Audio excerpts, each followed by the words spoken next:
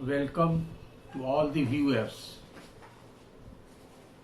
who have been watching this YouTube channel named Awareness of Legal Fraternities।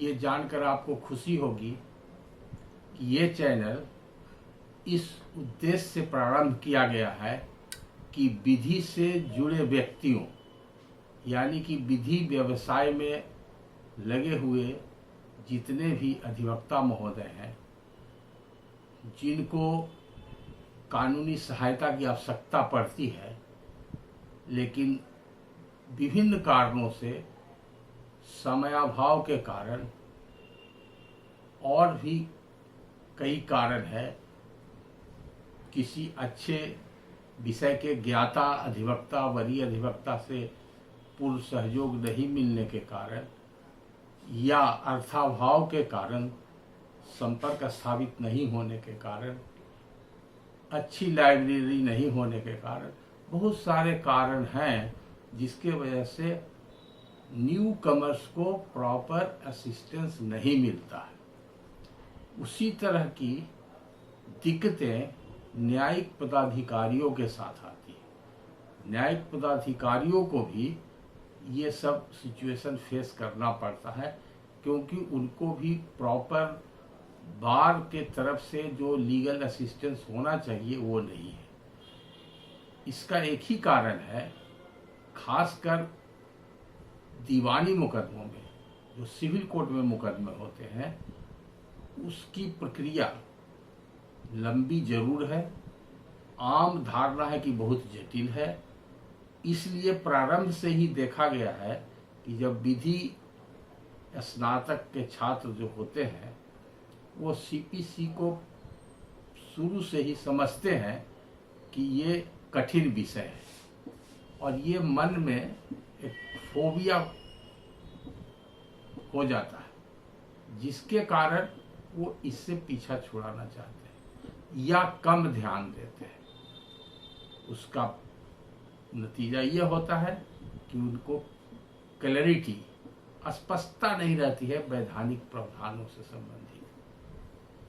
दूसरी बात है, जब प्रतियोगिता परीक्षा पास करके कोई भी विधि स्नातक जब न्यायिक सेवा में आते हैं, तो उनके लिए बिहार जुडिशियल एकेडमी में ट्रेनिंग की व्यवस्था है, जो लगातार 1 वर्ष तक ट्रेनिंग दी जाती है और अच्छे अच्छे फैकल्टी जाते हैं और फैकल्टी क्लास लेते हैं। बिहार जुडिशियल एकेडमी में विगत कई वर्षों से विजिटिंग फैकल्टी के रूप में मैं क्लास ले रहा हूँ।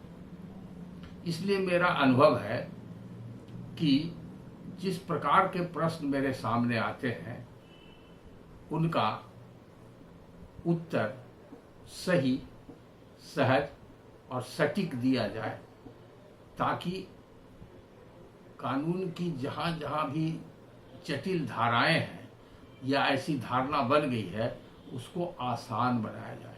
तो शुरू से मेरा ये प्रयास रहा है। इसलिए बहुत सारे अधिवक्तागण जो हमसे जुड़े हुए हैं, कनीय अधिवक्ता, कुछ समकक्ष अधिवक्ता, जिनसे हमारा अच्छा संबंध रहा है और है, और मैं अभी एक्टिव प्रैक्टिस में हूँ, इसके कारण निरंतर संपर्क बना हुआ है पूरे राज्य भर के अधिवक्ताओं से, और जितने भी विधि व्यवसाय में अन्य व्यक्ति भी जुड़े हुए हैं सबसे।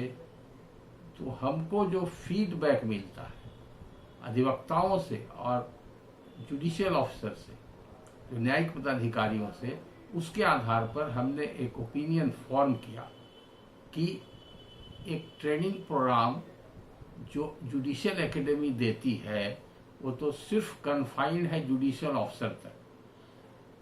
आम अधिवक्तागण जो विधि व्यवसाय से जुड़े हुए हैं, तथा कुछ ऐसी संस्थाएं हैं जो न्यायिक प्रक्रिया से जुड़ी हुई है और नीचे के तबके को, दबे कुचले को, जिसको डाउन ट्रोडन कहते हैं, और जो हेल्पलेस एंड होपलेस पर्सन है, उनके लिए भी न्याय सुलभ हो, उसके लिए वॉलंटरी ऑर्गेनाइजेशन के रूप में काम कर रहे हैं और मान्यता प्राप्त है, तो उससे संबंधित कोई भी अगर इस तरह का ऑर्गेनाइजेशन है, एनजीओ जिसको बोलते हैं, या कोई ट्रस्ट है तो इस तरह का काम करता है, या ग्रुप ऑफ पर्सन्स है, एसोसिएशन फॉर्म करके काम करते हैं, सबको विधि से संबंधित प्रारंभिक जानकारी की आवश्यकता होती है।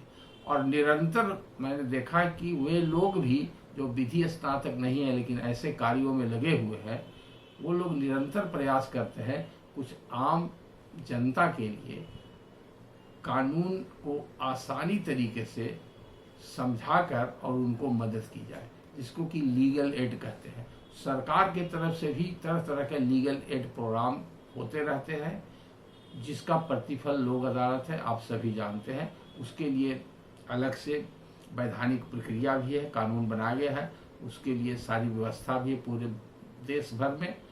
तो सबका प्रयास यही है, सबका प्रयास यही है कि जो विधि व्यवसाय से जुड़े व्यक्ति हैं या अन्य जो विधि व्यवसाय में सहायक ऑर्गेनाइजेशन या व्यक्ति हैं, उनको प्रारंभिक और सरल तरीके से जो हमारे यहाँ कानून है जिसके आधार पर न्यायालय में वाद दायर होते हैं और वाद का निपटारा होता है, तो जो न्यायिक प्रक्रिया अपनाई जाती है उसमें उनको सुलभता हो, सहजता हो और आम समझ रखकर वो अपना भविष्य में किसी वाद विवाद में पड़े और उसको निपटारा करने के लिए उचित समय पर उचित कदम उठाएं और संबंधित अधिवक्ता से संपर्क करें। तो इसलिए इस चैनल का जो प्रचार प्रसार काफ़ी व्यापक होगा आने वाले समय में। अभी जो प्रारंभिक स्टेज में ये विचार आया था कि सिर्फ लीगल फ्रैटर्निटी से जुड़े हुए जो लोग हैं उनके लिए ही कन्फाइंड रहेगा चैनल, लेकिन अगर उसको सरल भाषा में और साधारण जनता के समझने के लायक सुलभता से अगर उपलब्ध करा दिया जाए तो ये भी एक जन कल्याण का कार्य है। तो जहाँ तक मेरा अनुभव है, विगत 51 वर्षों से विधि व्यवसाय से जुटे रहने के कारण विभिन्न क्षेत्रों में, कानून के विभिन्न क्षेत्रों में जो मेरा ज्ञान है और अनुभव है, उसको मैं आप लोगों के समक्ष साझा करना चाहता हूँ। इसी क्रम में जब ये चैनल प्रारंभ किया गया तो जो क्लास में जुडिशियल एकेडमी ने जो ट्रेनिंग प्रोग्राम ऑर्गेनाइज किया, उस प्रोग्राम के अंतर्गत हमने जो भी लेक्चर्स दिए, प्रारंभिक वैसे 10 या 11 लेक्चर्स हैं जो इस चैनल पर अपलोडेड है और आप लोगों में बहुत लोगों ने देखा है, कुछ कमेंट्स भी हमको आ रहा है और दिन प्रतिदिन सब्सक्राइबर की संख्या भी बढ़ रही है।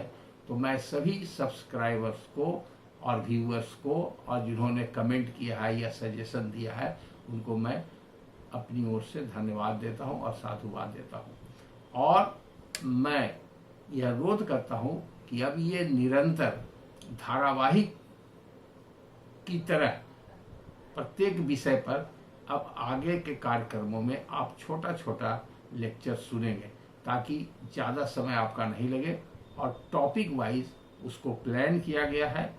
तो इसी क्रम में मैंने 2 क्लास लिया था मुंसिफ लोगों का, बिहार के जितने मुंसिफ हैं उन लोगों का ट्रेनिंग प्रोग्राम में ऑर्गेनाइज किया था, सीपीसी से संबंधित था। लेकिन चूंकि वो लोग ड्यूटी में थे और जहाँ जहाँ पोस्टेड थे वर्चुअल माध्यम से जुड़े थे, इसलिए उन लोगों को जो करंट उन लोगों को प्रॉब्लम था, जो क्वेश्चन उनको पूछना था, इस संबंध में प्रश्नोत्तरी में ही ज़्यादा समय व्यतीत हो गया। लेकिन अगर आप उस दोनों लेक्चर को भी जो सीपीसी का जहाँ से प्रारंभ किया गया था, सीपीसी लेक्चर नंबर 1 और सीपीसी लेक्चर नंबर 2, दोनों को अगर आप सुनेंगे और देखेंगे तो ये पाएंगे कि उसमें मिक्स्ड सब्जेक्ट्स है। सीपीसी के अलावा अदर प्रॉब्लम से कुछ अदर एक्ट्स के बारे में भी बात की गई है। वो इसलिए हुआ कि जब प्रश्न किया जाने लगा न्यायिक पदाधिकारियों के द्वारा, जो कि तुरंत उनको सॉल्यूशन चाहिए, उसके बारे में उनको जानकारी चाहिए, ताकि दोनों पक्षों को को न्याय के बीच में न्याय कर सके, अपना न्यायपूर्ण निर्णय दे सके। इसलिए मेरा कर्तव्य है कि उन लोगों को सही कानूनी व्यवस्था के बारे में बताई जाए, कानूनी प्रावधानों के बारे में बताया जाए, और ट्रेनिंग प्रोग्राम का भी यही मकसद है। अब उसका दायरा हम बढ़ा रहे हैं। ऐसे आप लोगों के जानकारी के लिए मैं बता देना चाहता हूँ, चूँकि मेरा लेक्चर बहुत सारे जुडिशियल ऑफिसर, एडवोकेट्स और नॉन लीगल प्रैक्टिशनर भी है, आम जनता कह सकते हैं, या एनजीओ वगैरह सभी लोग सुन रहे हैं और उन लोग का रिस्पांस हमें मिल रहा है। तो जैसे ही सब लोगों को ये जानकारी होगी कि ये धारावाहिक लेक्चर सीरीज चलेगा कानूनी बिंदुओं पर, तो उसमें प्रयास रहेगा कि बहुत सारे इम्पोर्टेंट मसला है समाज में, जिसके बारे में आम व्यक्ति को, क्या जो विधि व्यवसाय से जुड़े हुए उन लोगों को भी कहीं न कहीं कठिनाई है या क्लैरिटी नहीं है, प्रावधानों के बारे में अच्छी सही जानकारी नहीं है।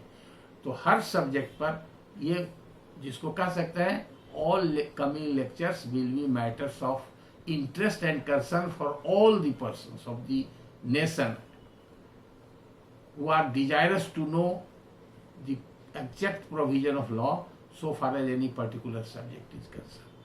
तो आज ये इंट्रोडक्टरी लेक्चर में मैंने सिर्फ बैकग्राउंड बताया, और 2 लेक्चर जो सीपीसी पर हो चुका है वो ट्रेनिंग प्रोग्राम में है। वो सिस्टमेटिक नहीं भी हो सकता है, लेकिन उसमें बहुत काम की बातें हैं। जो एडवोकेट हैं और जो जुडिशियल ऑफिसर हैं, और ख़ास करके न्यू कमर जुडिशियल ऑफिसर, उसको फिर से सुने और ध्यान से सुने, वो भी आपके काम के लिए रहेगा। और अब जो हम ये सीपीसी पर ये सीरीज प्रारंभ किए हैं, मेरे ख्याल से 10 से 15 या 20 लेक्चर छोटा छोटा आपको सुनने का मौका मिलेगा भविष्य में। तो आप इसको ध्यान से सुनिए। और जो 2 लेक्चर हुआ है, उस लेक्चर में सीपीसी के 3 स्टेजेस के बारे में चर्चा करनी थी, लेकिन समय व्यतीत हो गया, इसलिए 3 स्टेजेस के बारे में चर्चा नहीं हो सकी। तो आज उसको प्रॉपर तरह से हम आपके सामने प्रस्तुत कर रहे हैं, और कई स्टेजेज में वो लेक्चर मेरा होगा। आप इसको ध्यान से सुनेंगे और बार बार देखेंगे, या जो चाहते हैं इसको नोट भी कर सकते हैं, खास करके जो न्यायिक पदाधिकारी हैं या अधिवक्ता महोदय हैं, जो अभी नया विधि व्यवसाय में आए हैं, उनके लिए खास करके ये मेरा रिक्वेस्ट है कि इस लेक्चर को ध्यान से सुने, और एक बैकग्राउंड जो लेक्चर का क्या होगा आगे, उसका एक सिनॉप्सिस टाइप का हम आपके सामने रखते हैं। तो आज हम बताएंगे historical background of constitution of present civil courts in India. ये इंट्रोडक्टरी लेक्चर आज हम समाप्त करेंगे एक टॉपिक को। इसके बाद नेक्स्ट लेक्चर में आएगा, जो इस सीरीज का सेकेंड पार्ट होगा, वो होगा जुडिक्शन ऑफ सिविल कोर्ट। 2 तरह का जुडिक्शन होता है, वो पिक्यूनरी एंड टेरिटोरियल जुडिक्शन, इसके बारे में बात करेंगे। थर्ड पार्ट जो लेक्चर का होगा, उसमें करेंगे power and jurisdiction of civil court. और फोर्थ पार्ट में हम करेंगे अरेंजमेंट ऑफ सीपीसी। सीपीसी का अरेंजमेंट 3 पार्ट में है, उसके बारे में बताएंगे, और उसका वैधानिक पक्ष बताएंगे, और उससे संबंधित हाई कोर्ट या सुप्रीम कोर्ट का क्या व्यू है, और जो सर्वमान्य विधि सम्मत न्यायपूर्ण निर्णय दिया गया है, जो कि लॉ ऑफ द लैंड है, उसके बारे में बताएंगे कि कितना महत्व है और क्यों ऐसा 3 पार्ट में सीपीसी को बांटा गया है। तो आज प्रारंभिक लेक्चर आपको यहाँ से हम प्रारंभ करते हैं कि historical background of constitution of present civil courts in India. तो आप लोग सभी देख रहे हैं कि हर डिस्ट्रिक्ट में, हेडक्वार्टर में या सब डिवीजन में सिविल कोर्ट है, जिसको हिंदी में व्यवहार न्यायालय बोलते हैं। और ये भी आम जन को भी मालूम है कि डिस्ट्रिक्ट में जो जज होते हैं, जो हेड ऑफ द इंस्टीट्यूशन कहलाते हैं जिला स्तर पर, वो होते हैं डिस्ट्रिक्ट जज। और वो डिस्ट्रिक्ट जज का क्षेत्राधिकार पूरा जिला में होता है। अगर वो सिविल मामला देखते हैं तब डिस्ट्रिक्ट जज हैं, लेकिन अगर वो क्रिमिनल मामला देखते हैं तो वो सेशन जज कहलाते हैं। और उनको इस तरह से कई तरह का मामला देखने का अधिकार है अलग अलग एक्ट में, अलग अलग विधि विधान में। तो अभी उस विषय पर नहीं जाएंगे, विषयांतर हो जाएगा। उसी तरह से सब डिविजनल में जो सब डिविजनल कोर्ट होता है वहाँ पर सब जज होते हैं और मुंसिफ होते हैं। ये अभी प्रेजेंट सेटअप है। विधि व्यवसाय से जुड़े लोगों के लिए विशेष ये है कि जो पहले सब जज थे आज उनका डिजिग्नेशन चेंज हो गया, मुंसिफ थे उनका डिजिग्नेशन चेंज हो गया। अब मुंसिफ को सिविल जज जूनियर डिवीजन कहा जाता है और सब जज को सिविल जज सीनियर डिवीजन कहा जाता है। अब ये सिविल कोर्ट की आज की जो व्यवस्था है ये कब और कैसे शुरू हुई, तो जब हिस्ट्री की बात आती है तो हम लोग हिस्ट्री में आम जन को भी मालूम है, और खास करके जो विधि व्यवसाय से जुड़े हैं और जो विधि स्नातक हैं या विधि के विद्यार्थी हैं, उन लोगों ने भी कहीं न कहीं लीगल हिस्ट्री ऑफ इंडिया का कुछ न कुछ अंश पढ़ा होगा और कोर्ट के कॉन्स्टिट्यूशन के बारे में जाना होगा। फिर भी शॉर्ट में यहाँ दोहराना चाहते हैं कि हिंदुस्तान में विदेशियों का शासन रहा, जो मुस्लिम या मुगल वगैरह वगैरह जो बाहर से आए, ज़्यादातर उसमें लुटेरे थे, लेकिन हिंदुस्तान में हजारों वर्ष तक शासन किया।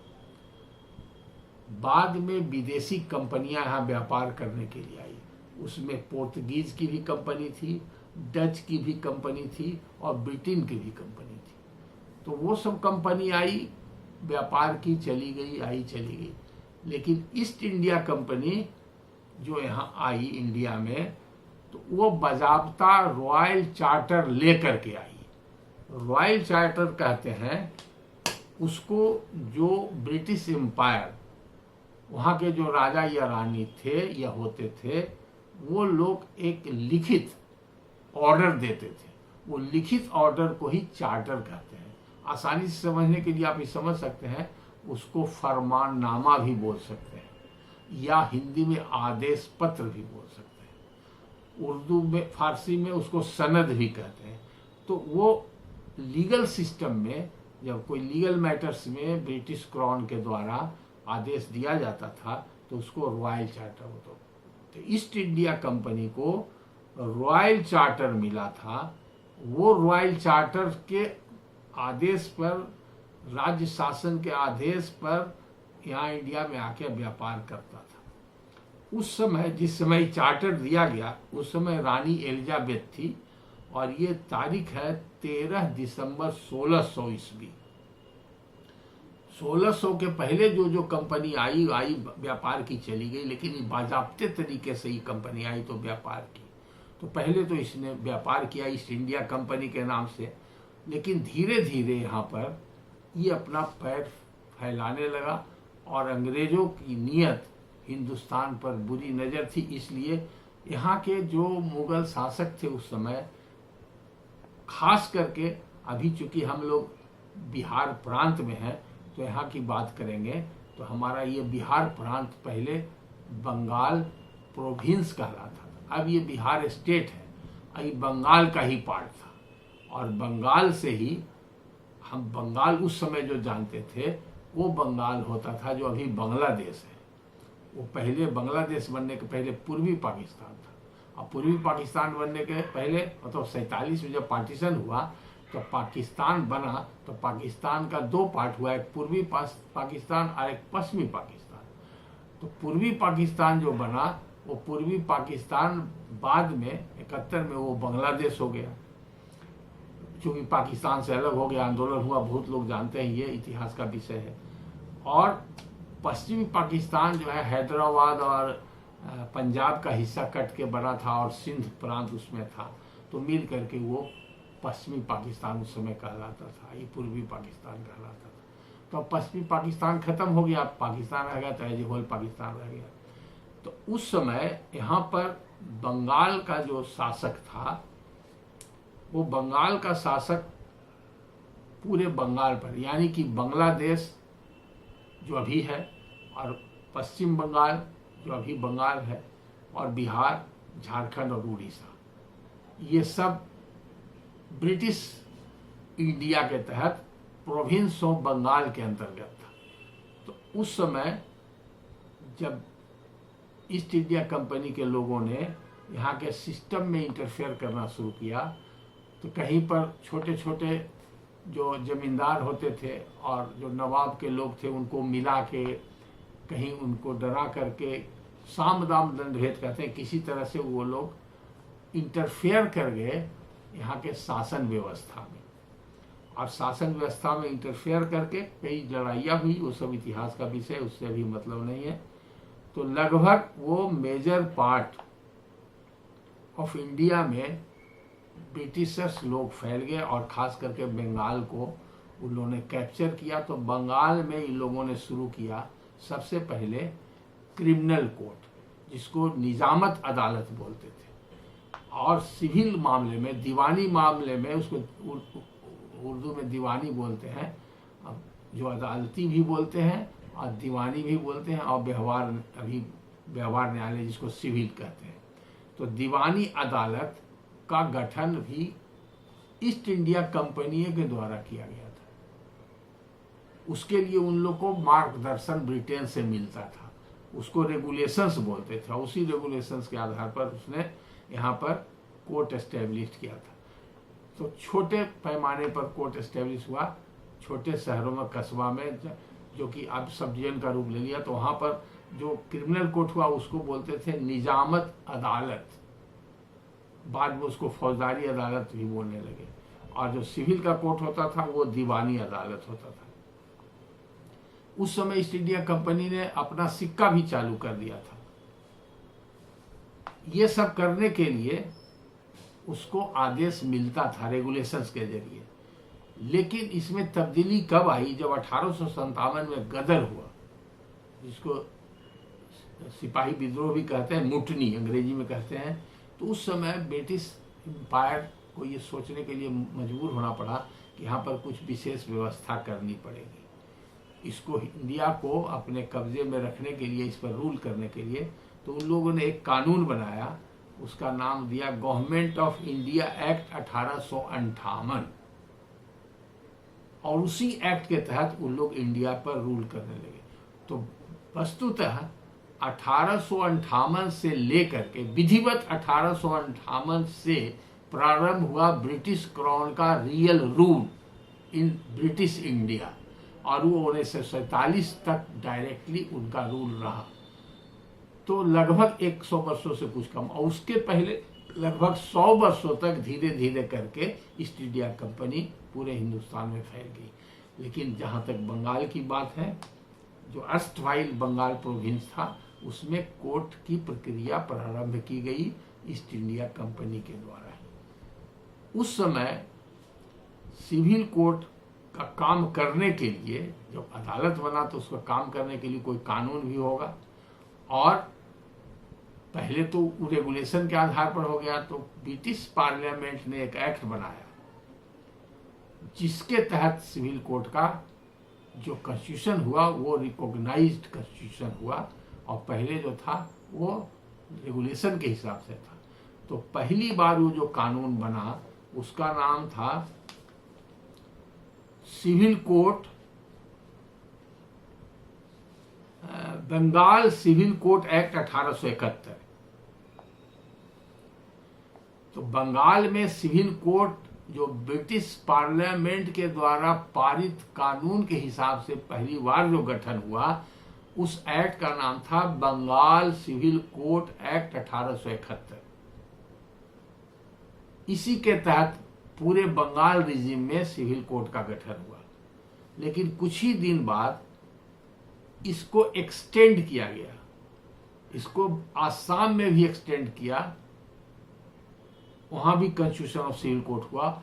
और नॉर्थ वेस्ट प्रोविंसेस, जो अभी आपका यूपी है और उत्तराखंड है और कुछ मध्य प्रदेश का पार्ट, सब मिला करके उस समय ब्रिटिश पीरियड में नॉर्थ वेस्ट प्रोविंस कहा जाता था। तो उस एक्ट का अमेंडमेंट हुआ, वो एक्ट का अमेंडमेंट हुआ तो नाम हो गया उसका Bengal north west provinces and Assam civil code act 1887, act number 12 of 1887, और वो एक्ट लागू हो गया 11 मार्च 1887 को। तो 1871 का नाम सिर्फ था बंगाल सिविल कोड एक्ट 1871। जब उसका जुडिक्शन एक्ट का बढ़ाया गया, यानी कि आसाम में और नॉर्थ वेस्ट प्रोविंसेस में सिविल कोर्ट्स का कंस्टिट्यूशन हुआ, तो आप कह सकते हैं कि आज जो हमारा मॉडर्न सेटअप है सिविल कोर्ट का, ये पहली बार बंगाल में, आसाम में और नॉर्थ वेस्ट प्रोविंसेस में विधिवत जो लागू हुआ वो 11/3/1887 से, जबकि सिर्फ बंगाल में 1871 में लागू हो गया था। तो जो वो एक्ट रिपील हुआ तो उसका सारा जो सेटअप था कंस्टिट्यूशन, उसकी मान्यता मिल गई 1887 के एक्ट में। इसलिए इस एक्ट का नाम पड़ गया, फिर अमेंडमेंट हो गया इसमें। ये अमेंडमेंट कब हो गया? 1911 में इसमें अमेंडमेंट हुआ। 1911 में अमेंडमेंट हुआ तो जो नॉर्थ वेस्ट प्रोविंसेस जो वर्ड था उसको डिलीट कर दिया गया और बाकी सारा प्रावधानों ही रहा। तब नाम हो गया the Bengal Agra and Assam civil code act 1887। अब यही एक्ट आज तक लागू है और आज तक जो कोर्ट फंक्शन करता है, इसी एक्ट के तहत वो कोर्ट फंक्शन करता है। ये आगे बताया जाएगा आपको। तो ये हो गया कि सिविल कोर्ट का जो हिस्टोरिकल बैकग्राउंड क्या है। तो सिविल कोर्ट के हिस्टोरिकल बैकग्राउंड यही है। अब इसका नेक्स्ट पार्ट आता है कि सिविल कोर्ट तो गठित हो गया, लेकिन सिविल बाद के दीवानी मामलों के, दीवानी मुकदमों के का निपटारा हेतु कैसी प्रक्रिया होगी, क्या प्रक्रिया होगी, उसके लिए भी विधि विधान बनाना जरूरी था। तो अंग्रेजों ने, ब्रिटिश शासकों ने उसके लिए भी ब्रिटिश पार्लियामेंट में, चूंकि वो लोग रूल करते थे, तो ब्रिटिश पार्लियामेंट में जो कानून बनाते थे वो पूरे इंडिया में या जहाँ जहाँ उनका राज था वहाँ वहाँ के लिए जरूरत के हिसाब से अलग अलग कानून बनाते थे। पूरे दुनिया में कहा जाता था, उस समय कहावत थी, this sun never set in British empire. करीब करीब दुनिया के अधिकांश भागों पर उनका राज था। तो इसलिए ये अब जानना जरूरी है कि कौन सा एक्ट बना और कब बना, ये जानना जरूरी है। तो उसके लिए आप देखेंगे कि सिविल कोड एक्ट के समकक्ष कोई कानून था कि नहीं प्रक्रिया अपनाने के लिए, ये देखना चाहिए। और उस देखने के लिए डायरेक्ट सिविल कोड के इनैक्टमेंट के बारे में, मतलब सिविल कोड के लिए सिविल प्रोसीजर कोड या कोई विधि विधान बना कि नहीं बना। जैसे आज हम लोग के सामने आज जो सिविल कोर्ट में जितना भी कार्य होता है, वाद का निपटारा होता है, तरह तरह का वाद जो चलता है उसका निपटारा होता है, तो ये कानून जिसके तहत हम लोग काम करते हैं, या कोई आम जनता अपना किसी भी प्रकार के वाद लेकर के न्यायालय में जाती है कि हमको कोई रिलीफ मिले, तो वो सब कानूनी प्रक्रिया 1908 का जो कानून है उसके तहत हो रहा है। यानी कि आज़ादी के पहले का ही कानून बना हुआ है, जो कि ब्रिटिश पार्लियामेंट के द्वारा ही पास किया गया। तो उसका नाम है कोड ऑफ सिविल प्रोसीजर 1908, जिसको कि हिंदी में बोलते हैं व्यवहार प्रक्रिया संहिता। संहिता माने कोड, व्यवहार प्रक्रिया संहिता। तो इसी के तहत आज जो सिविल कोड काम कर रहा है उसका सारा फंक्शन हो रहा है। इसलिए आप इस पर थोड़ा सा ध्यान देंगे तो पाएंगे कि सबसे पहला कोड ऑफ सिविल प्रोसीजर कब बना। तो सबसे पहला कोड ऑफ सिविल प्रोसीजर बना 1858 में। अब ध्यान देने की बात है 1871 में आपका सिविल कोड का कॉन्स्टिट्यूशन हो चुका था। 1871 में सिविल कोड का कॉन्स्टिट्यूशन हुआ बंगाल के लिए। बंगाल सिविल कोड एक्ट 1871 में आया, लेकिन ये उसके पहले ही 1858 में सिविल प्रोसीजर कोड बन गया था। तो इसलिए बन गया था कि उसके पहले भी वहां पर सिविल कोड जो दीवानी अदालत बनाया गया, तो दीवानी अदालत काम कर रहा था रेगुलेशंस के जरिए, लेकिन कोई कोडिफाइड लॉ नहीं था, जो स्टैच्यूट बोलते हैं, स्टैच्यूटरी लॉ नहीं था। उसकी प्रक्रिया उतनी अच्छी नहीं थी, इसलिए 1858 में बनाया गया। अब जानने योग्य बात यह है कि 1858 में जो बना, तो आज जो सीपीसी हमारे पास है, जिस तरह से उस समय नहीं था। उस समय टोटल सेक्शन था सीपीसी में, लगभग 1500-1600 के आसपास सेक्शंस थे। तो उसमें प्रैक्टिकल डिफिकल्टी होती थी खोजने में, वकीलों को भी और न्यायिक पदाधिकारियों को भी, कि कौन सा टॉपिक कहाँ पर है, और साइंटिफिकली उतना अरेंज नहीं था। तो दोबारा इसमें अमेंडमेंट किया गया, सिविल प्रोसीजर कोड वो आया 1877 में। तो पहला कोड है जो रिपील हो गया, लेकिन व्यवस्था वही रही, सेक्शन वही रहा, थोड़ा सेक्शन कमा, सेक्शन ही रहा उसमें। ऑल टोल्ड सेक्शन 1 to लेके 1500 कुछ सेक्शन रहे। तब थर्ड टाइम अमेंडमेंट हुआ। थर्ड टाइम अमेंडमेंट हुआ जो 1882 में अमेंडमेंट हुआ। तो 1882 में जो अमेंडमेंट हुआ, उस अमेंडमेंट में रेडिकल चेंज लाया गया, माने मूलभूत परिवर्तन किया गया। वो परिवर्तन क्या होगा, सीपीसी को 3 खंड में, 3 भाग में बांटा गया। तो पहला भाग में रखा गया सेक्शन, दूसरा भाग में रखा गया ऑर्डर, और तीसरा भाग में अपेंडिक्स रखा गया। तो सेक्शन माने जो कानून की धाराएं हैं, सेक्शन का हिंदी हुआ धारा, और ऑर्डर और रूल माने आदेश एवं नियमन, वो हुआ दूसरा पार्ट। और तीसरा पार्ट हुआ अपेंडिक्स। अपेंडिक्स का मतलब है कोई जोड़ा हुआ चीज। तो ये कोड में उसको जोड़ा गया। जोड़ा गया क्या, उसमें जोड़ा गया कि किस कार्य के लिए कैसा प्लीडिंग होना चाहिए। तो एक प्लीडिंग से संबंधित अपेंडिक्स बनाया गया। एक अपेंडिक्स बनाया गया कि फॉर्म जो हम यूज करेंगे, सम्मन्स जाएगा, नोटिस जाएगा, अटैचमेंट जाएगा, वारंट जाएगा, सेल्फ प्रोक्लेमेशन जाएगा, जितनी सारी प्रक्रिया आज आप देख रहे हैं सिविल कोड के अंदर, वो सब प्रक्रिया के लिए किस प्रकार का फॉर्म होगा, कैसे यूज किया जाएगा। तो उसका कंटेंट्स वो एक गाइड के रूप में वो अपेंडिक्स में मौजूद है।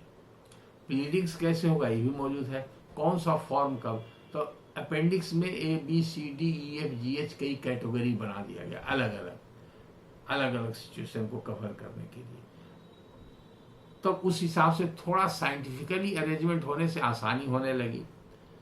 अब करीब करीब काफ़ी समय बीत गया तो अनुभव हुआ कि नहीं, इसमें भी कुछ सुधार की आवश्यकता है, क्योंकि उस समय लेंदी प्रक्रिया है। आज भी सिविल कोर्ट में जो वाद बहुत पुराना लंबित है, तो उसकी प्रक्रिया लेंदी है। तो उसको शॉर्टकट करने के लिए, थोड़ा और साइंटिफिक बनाने के लिए लास्ट अमेंडमेंट हुआ, जो चौथा सीपीसी है 1908 में, वही आज तक हम लोग के पास है। इसलिए आज हम लोग सीपीसी के बारे में यहाँ तक समझ लिए हैं। अब आगे के लेक्चर में आपको मिलेगा जुडिक्शन ऑफ सिविल कोड और पावर ऑफ सिविल कोड, और तब आएंगे arrangement of civil code. So thank you all the viewers for watching me patiently, and wait for another video on this continued lecture series. Thank you.